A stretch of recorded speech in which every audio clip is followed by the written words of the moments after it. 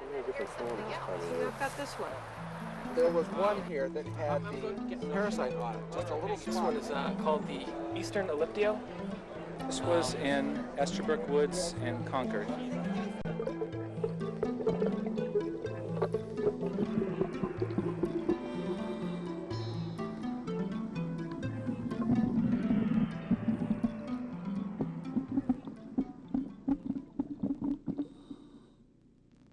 In 1845, you know, people thought Henry Thoreau was, here's this strange guy who's wandering around in the rivers up to his chest when he should be out surveying or doing something more practical. It's one I don't think we've gotten yet. Did you say you found two new? Yes, 2 new species out of the 28. Darn, that was 153 years after Henry David Thoreau moved to his cabin, over 100 scientists and active amateur naturalists gathered in the 2 towns flanking Walden Pond. Organized by Peter Alden, they came to Concord and Lincoln to conduct the world's first 1,000 species Biodiversity Day. This historic prototype event was held in honor of Dr. Edward O. Wilson and with warm thoughts of naturalist heroes of ours, such as Linnaeus, Darwin, Thoreau, and Roger Torrey Peterson. What did they see in their 24-hour search? 1,905 species. This morning we had 176 species of fungi. We had 23 species of slime molds, 40 species of mosses and liverworts,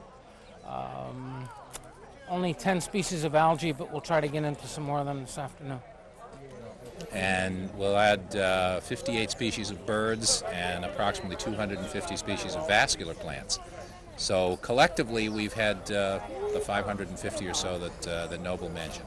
So this has been something of a tour de force.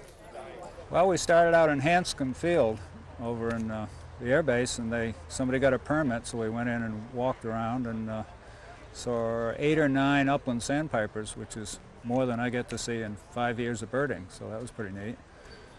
And we saw 2 grasshopper sparrows, which is a grassland species. They're kind of tough to find. Then we birded not far from there and kicked up a woodcock, which if you want to go find one, it's very hard to find unless it's early in the spring. And I saw the smallest flowering plant in the world, which is one of the little duckweeds. And some of them are the size of little sand grains, and they just float on top of the water. And some of them are little round things that have a few little roots that dangle down, and others that have just one little root that dangles down. So I saw those, and then I also saw some of the exotic species like the milfoils that everybody's been talking about, and the kabumba, which is an exotic that has escaped into our waterways. So those are some pretty neat things to see. And then lots of water lilies, although some of the water lilies now are down about 2 or 3 feet because of all the flooding along the river. So that's sort of interesting to watch. The loosestrife is also down under the water. So that's good news for everybody as well. Our purpose is to look for any mammal species that we can, and so far we've come up with 17 species of mammals, and we hope to get 1 or 2 more. The most exciting thing we believe that we saw was a live mink chasing a chipmunk over at Old North Bridge, and that caused quite a stir, as you can imagine, not just with us, but with the tourists that were visiting. And that's really quite a rare experience to see one, particularly in the middle of the day. And another one, the other species that we're particularly pleased to have recorded was the ermine, which used to be called the short-tailed weasel. And regrettably, that was one that was hit by a car on the highway, but it's unlikely that we would have ever been able to record it otherwise. Other than that, for the aesthetics, seeing the beaver at Mink Pond, of course, is very exciting. And to be able to walk up within 15 or 20 feet of it and watch it is always a pleasure. Real highlight for me in the dragonfly world was at another spot across from Concord Carlisle School. There's a pond where we had Eshta mutata, which is a dragonfly known as the spatterdock darner, which is a state-listed endangered species, which is very exciting. Well, we've been out muscling all day. We are muscle men, and we found 2 new records for Concord and Lincoln, and both of them state-listed rare species. Here they are.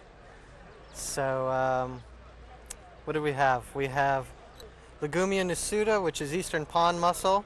Legumia, you were saying, means tongue. Yeah. And I suppose it, Kinda the looks like a pointed tongue end looks like sticking a out. tongue. And typically we know this from southeastern Massachusetts in the Connecticut River Valley, probably parasitic as a juvenile on anadromous fish. So to find it up here is pretty neat. We didn't expect this at all. And Triangle floater, which I guess sort of resembles a triangle if you use your imagination, but just this stout, squattish thing with big teeth on the inside. Also a listed species. I was doing dragonflies and butterflies.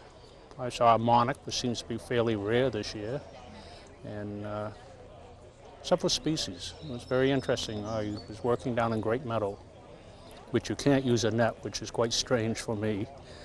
But visually with the binoculars I was doing it. Did fairly well. I realized a life wish.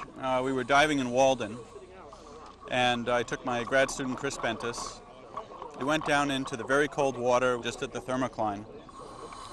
We were followed by a huge retinue of smallmouth bass, and as we turned rocks over looking for aquatic insects, and we saw many larvae of different aquatic insects, the bass would rush in and eat them, and the trick was to identify it before it got eaten.